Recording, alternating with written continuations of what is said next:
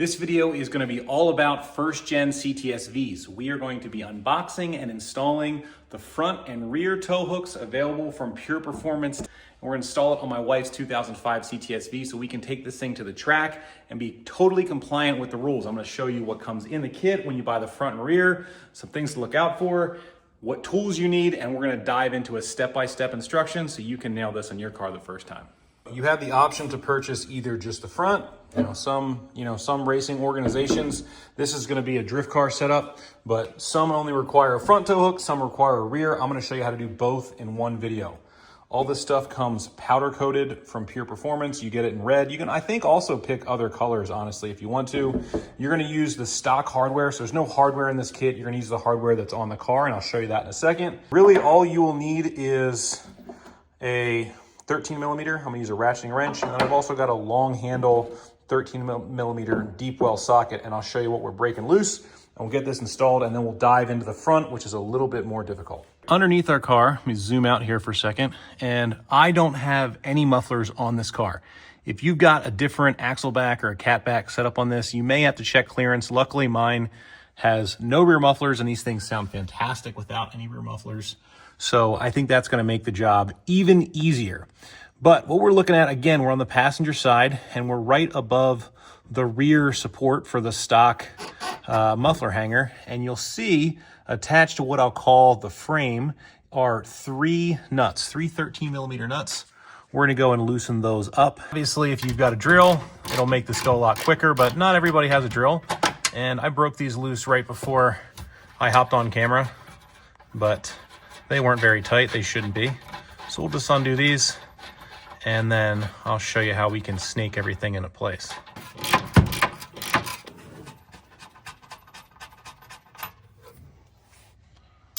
Boom. So I have this exhaust hanger right here, and I just popped that off just to give it a little bit more room. Now, it's still gonna be held pretty well in place. I'm gonna grab a pry bar and see if I can pry this at all. I just went up in here like so, and I was already able to get that one moving. And then we'll work our way up to the top, and we'll try and get those others loose. Just like so. There we go. So when it comes out, here's what that piece looks like. And basically what you're gonna do is then line this up, and you're gonna install it. So you've got three studs here, three holes there. You're gonna slide it in like so, and then we're gonna take the entire assembly and put it up into the vehicle. So once again, now it's all one unit. It just needs to slide up onto the passenger side. I'll throw the time lapse back on, and you can see how it goes in. Definitely take your time here, and honestly, if I could go back and do it all over again, I may have even loosened the other side just to give myself some more wiggle room.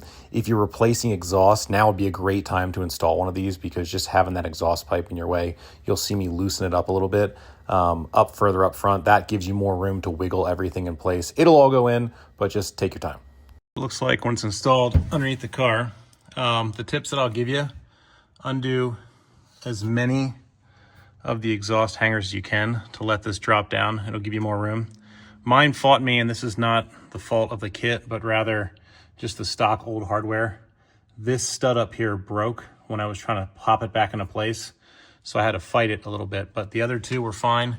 So I got myself a 1/4-20 bolt nut washer and put that on there. But if yours doesn't do that, it's gonna be way easier. We'll pop up from under the car and take a look.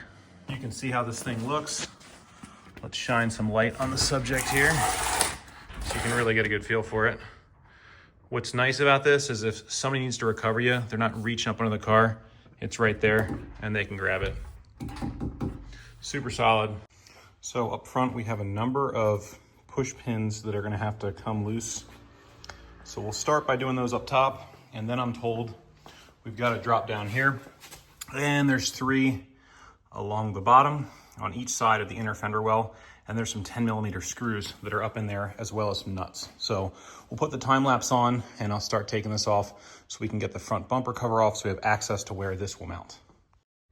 So while the rear of the car is definitely easier than the front really isn't that bad, and actually removing the front bumper on a CTS V is not that hard. There's a ton of these little push pins that have the centers that pop out. So the tip that I'll give you here is get yourself a good screwdriver. Try and avoid using pliers. If you have a specific tool for removing these type of trim push pins, that would even be better.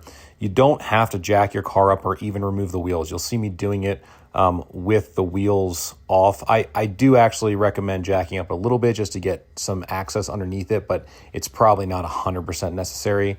And like I said, I left the wheels on the car and I was able to peel back the inner fender. You just remove the first 3 pins and that's enough to peel them back. And then you snake your hand in there and there's an electrical connector that has to come out, and then you remove your little side marker light. And once the side marker light is out, you have access to the 2 nuts and 1 bolt. I believe they're all 10 millimeter. You will also want to get yourself a long extension for your 3/8 drive ratchet.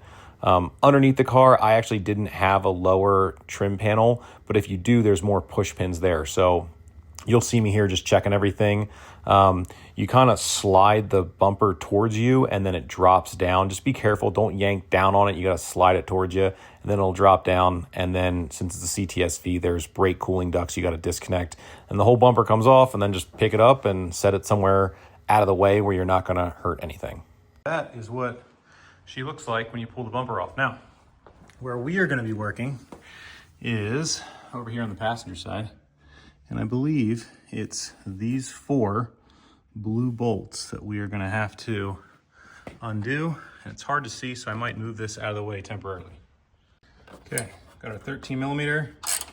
Start loosening these. All right. Tell you what, they weren't that tight. Now, I learned the hard way on the other one that this piece right here is plastic. I don't know why they do that. It sucks. But at least on this one, we've got slightly better access, at least for those 2. You can see the nut right there that I gotta break loose. So I'm gonna set the camera down, break that one loose, then try and climb up top and find the 4th one. Turn the light on. And there's the guy we gotta get. I'm gonna switch to a 13 millimeter ratchet to undo that one. So I'm gonna try and pull this tank out of the way to give myself some more access. I'm not fighting it so much. There's 10 millimeters that are all easily accessible, except for that one. So I recommend you get yourself an open end wrench, and hopefully yours isn't rusted. You break it loose and then maybe sneak your fingers in there and get that off. Okay, so they talk about a little area that you need to trim. When I was getting mine in, this bracket was fighting the heck out of me. And honestly, this is totally up to you. So I'm actually gonna just cut this bracket off because this washer reservoir is held on by 1, 2, 3, and then another one at the top, 4. I don't think it needs 5. So I'm just gonna get rid of this. I think it's gonna give me more access and let this get in here a little bit easier, but you do what you'd like to do. Okay, you push this backwards, and I wound up bending this out of the way. So that's what allowed me to get this up in here, otherwise it would contact this. And now it's going in, and I've got 3 of the 4 bolts. It's really like a wiggle kind of game to get it in there. And I'm using a clamp to hold one side tight while I come over here. And I'm just gonna tighten each one a little bit. And then hopefully the last one that's kind of hung up on the threads will suck down on there. Oh, another thing I did, I unbolted the horns and moved that out of the way. That gave me some more space. If you didn't have the washer tank in there, this thing would go in no problem. That's honestly the piece that's really in the way. I opted to pop out this piece.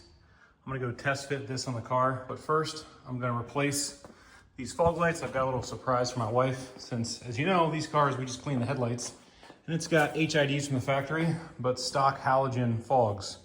So I picked up these guys, and supposedly they're like a 6K color LED, so should be a lot brighter light, and then you won't have that goofy, you know, halogen fog light combo with an LED or HID headlight. Okay, pro tip. If you don't want to run a lower grill, meaning you don't want to cut out the mesh, go ahead and install it just like you see me installing it. If you do want to run that lower mesh, you need to have it installed before you put the bumper on the car. Otherwise, it'll be nearly impossible to get it back into place. This is going to be a drift car, and I wasn't super worried about the aesthetics necessarily, But if that's something that you want for sure, then definitely hold the whole piece up together, line it up, cut it, and then go ahead and reinstall it. Everything's installed, and now you're ready to hit the track. Hope this helps. Check out more videos like this on Truck and Roll.